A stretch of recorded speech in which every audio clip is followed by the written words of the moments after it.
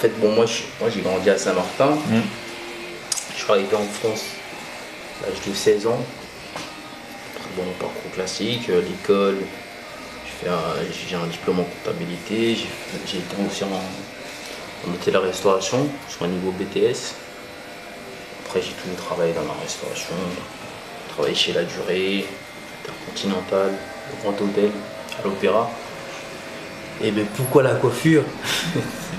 En fait, à vrai dire, moi j'étais toujours j'ai beaucoup étudié la philosophie Rasta, Rastafari, et aussi Marcus Garvey, qui nous enseignait l'estime de soi, l'émancipation du peuple africain. Et aussi à un moment, j'ai encouragé ma femme à revenir au naturel, à la plus défriser les cheveux. Et en cherchant un salon pour les cheveux naturels. Et quand elle a été coupée justement la partie qui était défrisée, en gros on lui dit mais pourquoi en fait logiquement elle aurait dû venir redéfriser ce qui était en train de pousser. Et bon du coup moi j'ai pas apprécié parce que bon moi j'estime qu'il y a une beauté africaine comme il y a une beauté européenne, une beauté asiatique, donc je pense que chacun embrasse sa beauté. Pourquoi nos femmes devraient se défriser les cheveux ou porter des tissages, des perruques, alors que la preuve, les femmes afro, ils ont des cheveux. Donc c'est parti de là. Donc je me suis dit ok, si ça n'existe pas, donc on va créer un salon où on va encourager la femme afro à revenir à son identité afro. Donc c'est un engagement. Un engagement, c'est pas juste un salon de coiffure. Par exemple, chez Roots Coiffure, on ne fait pas de tissage et on ne fait pas de défrisage. C'est une perte, mais c'est notre politique à nous. Parce que nous, avant tout d'être un salon et coiffer les gens et gagner de l'argent, c'est un état d'esprit. C'est pour ça qu'on n'a pas fait Joseph Barbershop ou Street Barbershop. On a fait Roots Coiffure. Ça veut dire Roots, ça veut dire des coiffures authentiques. Des coiffures qui nous renvoient à nos racines. Donc on est beaucoup sur les tresses, les locks, le cheveu naturel. Donc on a aussi... c'est ce qui te distingue aussi des autres. Tout à fait. On a aussi la gamme Roots cosmétique. On est beaucoup sur l'huile de carapate, l'huile de coco, tout ce que nos grands-parents utilisaient avant tout ce phénomène de tissage, défrisage, tout ce qui s'ensuit. Donc voilà, c'est pour ça sur les murs, que ce soit à Paris, que ce soit ici à Pierrefitte, vous n'aurez pas d'image de femmes avec de tissage ou des femmes défrisées. C'est des femmes avec leurs cheveux naturels ou des locks, ça veut dire tout ce qui va embellir l'image de la femme afro ou de l'homme afro.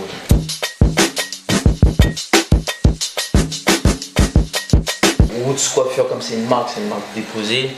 Donc on a aussi, en dehors des salons de coiffure, on a aussi Roots Cosmétique. Donc ça devient une gamme cosmétique. On a aussi, on va dire, le produit phare de Roots Cosmétique, c'est la Trinité. C'est une recette que j'ai créée moi-même. Après, pour ne pas utiliser tout ce qui était chimique comme du Dax, des choses où il y a du pétrole dedans.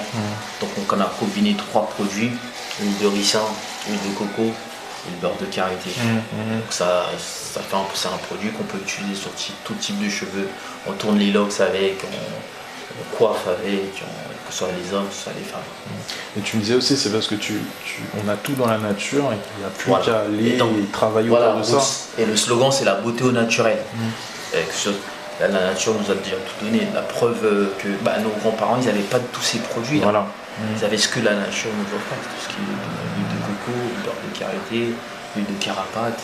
Nous, on fait venir l'huile de carapate de la Guadeloupe, d'Haïti.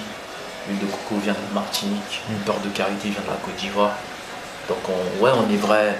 Et aussi dans cette démarche Roots, c'est aussi voir dans ce que j'entreprends, comment je peux faire profiter ceux qui sont là-bas, qui sont en Guadeloupe, Martinique, en Afrique.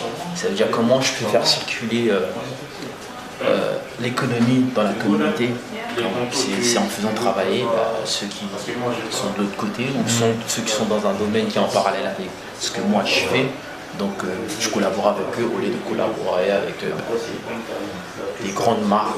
Je préfère collaborer avec des gens qui, comme moi, essaient de s'en sortir. Parce que nous, comment dire, Roots Coiffure, comme j'ai dit, c'est du self-made. Voilà. C'est ce que tu es au final. C'est du self-made. C'est ça qui t'est lancé. Voilà, du self-made, ça veut dire on est parti de rien. C'est-à-dire, moi, bon, j'ai pas les parents ou les banques ou des structures derrière moi. C'est entre-temps Roots Coiffure, on travaille à côté, on investit ce qu'on a, nous économisons ce qu'on a, et on essaie de développer. Et grâce à Dieu, aujourd'hui, on a 4 salariés, 2 sur Paris, 2 ici. Et notre but vraiment, c'est de le développer au niveau national, mais aussi à l'international. Ça veut dire que partout où il y a une communauté afro présente, on veut être présent, tout en encourageant justement les gens à revenir à leur identité. Ça veut dire que nous, notre rêve, c'est de fermer tous ces salons qui font du tissage ou des frisages. C'est notre rêve. Donc, ça veut dire que Roots Coiffure sera présent à Bordeaux, Toulouse, Montpellier, en Afrique du Sud, au Kenya, en Guadeloupe, Martinique. Voilà, que porter ses cheveux naturels devient naturel. C'est naturel, normal. Que ce soit pas politique ou comme dans les années 70-80, Black Panther avec les afros, non. On ne veut pas que ce soit politique, on veut que ce soit quelque chose de normal. Chacun aura son identité.